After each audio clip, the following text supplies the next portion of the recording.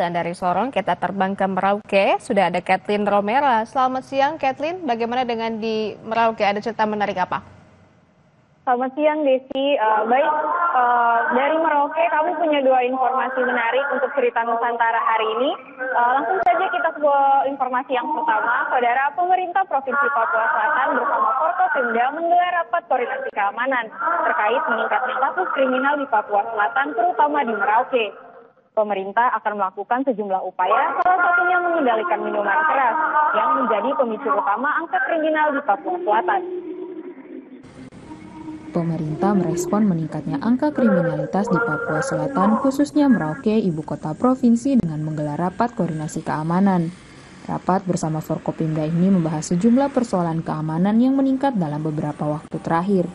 Pangdam 24 Mandala Trikora Maijen TNI Luki Avianto mengatakan, dari hasil pembahasan ditemukan bahwa pemicu utama meningkatnya angka kriminal di Papua Selatan karena disebabkan pengaruh alkohol.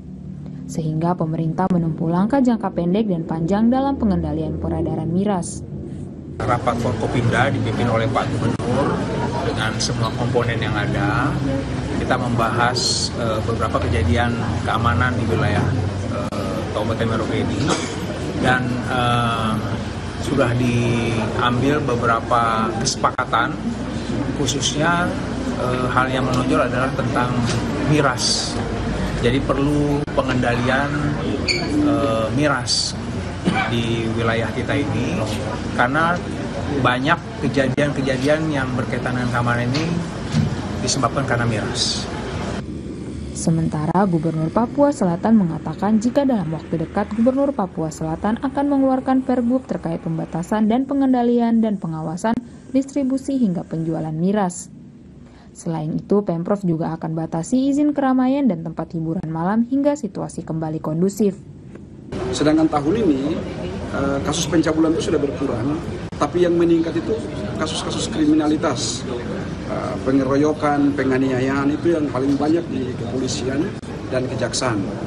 Dan dari semua kasus itu ternyata sumbernya itu semuanya karena minuman beralkohol. Nah, oleh karena itu, dalam waktu dekat, pemerintah provinsi akan mengeluarkan peraturan gubernur tentang pembatasan, pengendalian dan pengawasan terhadap pembuatan, distribusi, penjualan dan peredaran minuman beralkohol. Terbaru, kasus kriminal di Papua Selatan terjadi seperti aksi laka tunggal akibat pengaruh alkohol, mengemudi dalam keadaan mabuk hingga menabrak pejalan kaki hingga tewas, hingga sejumlah kasus lainnya. Warga menuntut pemerintah untuk segera mengambil langkah pengendalian miras agar Papua Selatan kembali kondusif. Tim Liputan Kompas TV Merauke, Papua Selatan. Oke, kita lanjut ke informasi yang kedua.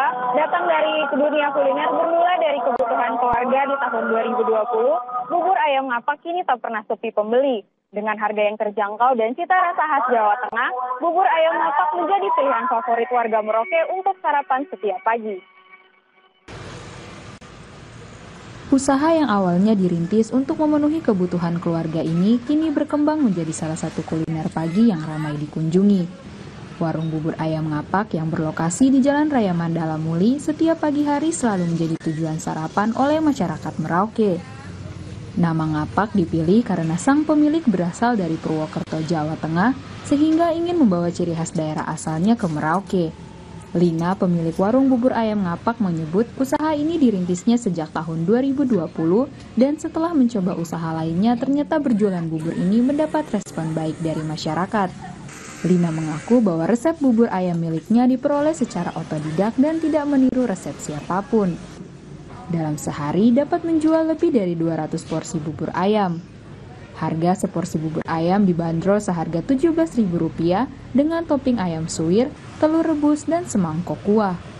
Awalnya berjualan bubur itu tahun 2020 kami pertama kali jualan bubur. Alasannya ya karena sudah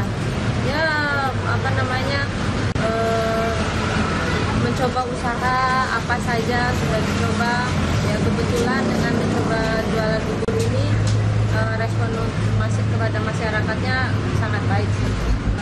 Rasanya sih otodidak ya, karena belajar sendiri jadi tidak ada yang kami tiru, misalnya ya lebih dari 200 lah.